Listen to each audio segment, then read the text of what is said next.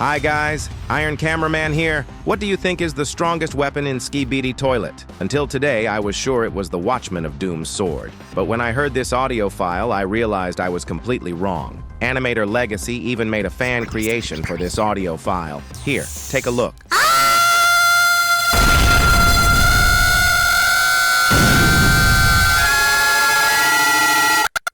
Boom's scream turned out to be so powerful that Ebio, being a star, decided to fly back up to his friends in the sky, unable to withstand the energy. But friends, as you know, Ebio didn't just get this scream, since he often talks with Boom. And today we're coming back to another batch of interesting information. I don't want to drag out the intro, but I'll warn you, the further we go in this video, the more interesting the topics get, so don't skip ahead, and make sure you've hit like. Let's get started. From their conversation, it becomes clear there's no smartest faction. Each of them has its own advantages. This goes back to before the Alliance was even formed, when each research base specialized in its own type of energy and the technologies related to it, as we could see with the blue energy in front of Katie, or the open teleport in front of the future TV scientist. And after the Alliance was formed, these differences became even more obvious. TV men, as the least numerous faction, primarily care about themselves. In older episodes, they wouldn't even teleport their agents with them. They just left them behind. Though in newer episodes, they don't do that anymore. You can also recall the argument between the TV scientist and the Titan, where the scientist showed complete indifference to the Cameramen's counterattack, preferring to stay on base waiting for the Speakerman armada. This characterizes most, though not all, TV men as cold-blooded and calculating. Their Titan and the big TV man, however, tend to be irritable. Cameramen, on the other hand, are selfless. They're ready to fight to the very end. But as Boom himself said, not because they're reckless, but to protect others. As we've seen several times, there are still human survivors left on Earth. Agents are already doomed. They're robots, but humanity can still be saved. And the cameramen do everything they can to make that happen. However, a few times in the series, we've also seen them in anger. Both times it was tied to the loss of their Titan. They fought for him because he's the symbol of their faction, their unspoken leader, and a battle comrade alongside Plunger Man and Camera Woman. Speakermen are the most cheerful. That might seem inappropriate given the apocalyptic situation, but you shouldn't take their behavior literally. They fight seriously. Think back to the big Speakerman who sacrificed himself so the squad sent to eliminate the scientist could infiltrate Alpha Hills. And we've also seen cameramen having fun too, tossing a skibidi between each other, and even trying to cheer up humans by pretending to eat food. These examples show that this kind of behavior is actually an essential emotional and mental release, so they don't get stuck on the daily losses of comrades and the looming threat of sharing their fate. Otherwise, you'd quickly lose your mind or develop PTSD. The next question from Ibio was, what do all the enemies have in common? Boom replied with a don't know emoji, so I'll answer it myself. Let's start with the fact that, judging from another answer about skibidi toilets also being Astro, that's their first common trait, and from it follows several others. How is it even possible that with such differences in abilities and toughness, they belong to the same species? Obviously, it's in the genes, just like the scientist's growth. By modifying them, you can achieve increased durability, red pupils, and lasers from the eyes. Are all Astro genetically modified organisms? We don't know. Likely, pure-blooded elites like the Duchess are born with all Astro genes, while others have to undergo modification. But that modification only grants part of the pure-blood Astro genes, meaning pure-bloods surpass them in every way, which fits perfectly into the likely Astro hierarchy, where the strongest rules. From this, it follows that not all Astro abilities are identical to skibidi toilets. For example, they communicate in the same skibidi language, but it's not certain that Astro can also infect others with their song. And if they can, would the result be a skibidi or an Astro? There's reason to believe it would be a skibidi, since Astros participated in the Earth invasion, as confirmed by their red pupils. This means each subsequently infected one likely has fewer and fewer pure-blood Astro genes, making them weaker and weaker, which we've seen with the lack of red pupils and reduced durability. In that case, The weakest in the Astro army would have the lowest ranks and be the smallest fighters, which we've also seen. So, the fewer Astro genes an infected one has, the less they have in common with Astro. As for the rest, all Astro are very well armed, with technology surpassing Earth's.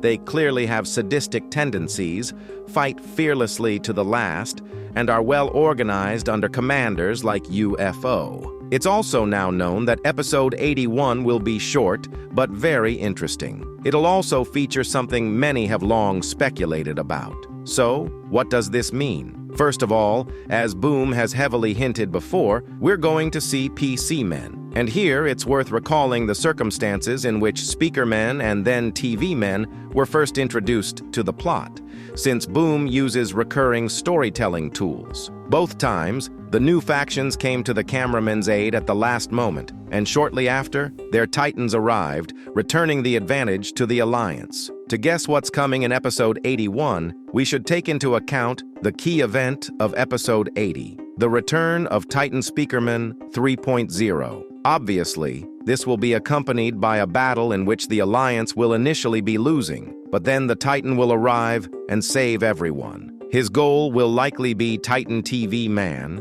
and freeing him, and the first attempt may fail. But before episode 90, given the faster pace of storytelling and the promise of the most epic episodes to come, Titan TV Man will eventually be freed. It's possible this could even happen in episode 81, which would tie all the characters together. Here's how it could look. Titan Speaker Man tries to free TV Man, but he gets away. Speaker Man then chases after him and catches up. But this time, PC men arrive to help, and thanks to them, TV Man is finally freed. That way, they'd play the important role set out for them, and we'd also get set up for a future reconciliation between TV Man and G-Man, since the last time, he helped him. On top of that, we might soon after see Titan PC Man, who would actually be none other than Titan Cameraman. Don't get me wrong, they're not going to rip off his camera and stick a giant computer in its place. The point is, according to another answer, the secret weapon is both a technology and a character. I've already said Titan Cameraman survived with the help of the secret agent and could secretly be getting an upgrade right now. Logically, like other cameramen in the secret squad, he'd be able to use green energy, the energy of PC men, after the upgrade.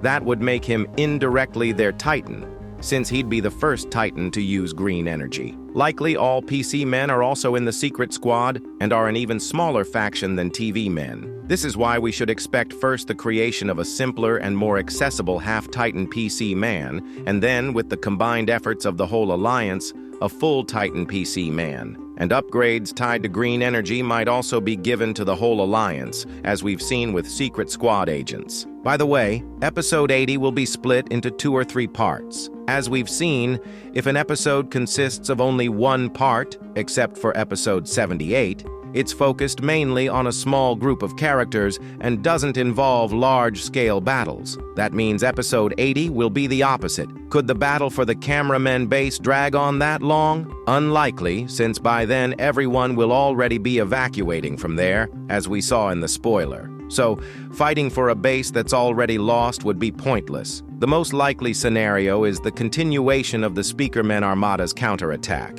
As Executor said, no need to hide anymore. All invaders will be destroyed. Given that their demonstrated strength, the imminent return of their Titan, and the time they've had to prepare the Armada, there's every reason to believe he meant it. In that case, everyone else will join them in battle, and hopefully we'll see one of the most epic battles of the entire Alliance, united with skibidi toilets against Astro.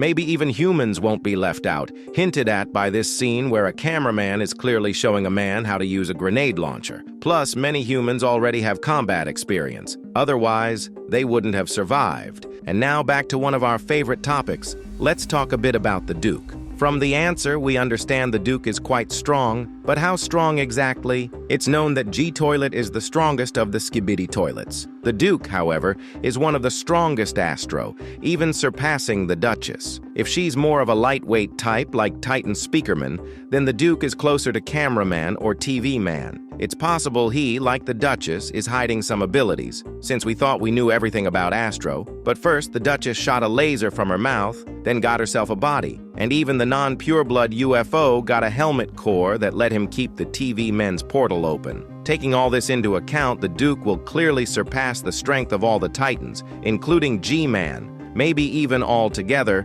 considering it took 3 of them to barely handle G-Toilet. Imagining what to expect from a pure-blood Astro armed with the best gear is hard to even picture. As for the beatbox question, I'll try to answer now. It's unlikely that Multiverse Beatbox, Boom's previous project, will ever be tied into Skibidi Toilet. First, there's a huge difference in their popularity. Most people who watch Skibidi Toilet have never even seen Multiverse Beatbox and wouldn't know what's going on. Just look. The second and last episode so far only has almost 9 million views. Compare that to recent Skibidi Toilet episodes, which average 30 to 40 million. Second, there's nothing in the Skibidi Toilet plot that hints at such a crossover. It's simply its own project, with its own storylines and characters, not crossing over with others. Even the main characters are different. In Skibidi Toilet, it's clearly Secret Agent, while in Multiverse Beatbox, it's Male 07. And the next question is one where the answer's obvious. Of course, Boom has thought about how to speed up episode releases. His first attempt was during work on episode 78, when he gave test animation tasks to well-known animators in the Skibidi Toilet community. But even after a long time, the result he saw didn't impress him. Maybe someone else could have finished the episode, but it would have taken several more months. And it'd be like that every time. Boom couldn't afford that, so he went back mostly to working on animation himself, giving new team members only tasks they could actually help with. What really could help speed up episodes? First, as EBO asked, splitting them into more parts. For example, part 1 of episode 79 was 7 minutes long, basically the length of a full episode 74. There's really nothing stopping him from making shorter parts, since he's done it before. For example, the 4 parts of episode 77 were each 4 to 5 minutes long. Another factor that could literally save Boom in this situation is help from professionals. Since Michael Bay has confirmed his involvement in the Skibidi Toilet movie, he must have people who could also help Boom with the series. In that case, the troublesome SFM could even be replaced with Blender or some other animation software, giving Boom more time and opportunity to learn it, or letting him fully rely on a pro team whose work he's satisfied with. For example, Dom Studios' Multiverse made in Blender. They've been releasing much longer episodes than Boom's current pace for a while. The quality dips here and there, of course, but from Bay's pro team we should expect top quality. On the other hand, maybe it's hard to match the same visual atmosphere as SFM, and that's not about money or resources, but that's a topic for another time. If you haven't seen the previous 2 parts of my breakdown of EBO's interview with Boom, go watch them now, and subscribe so you don't miss many more breakdowns from me. Now I'd better fly off quickly before my brother plays Boom's audio file again. Save my iron ears.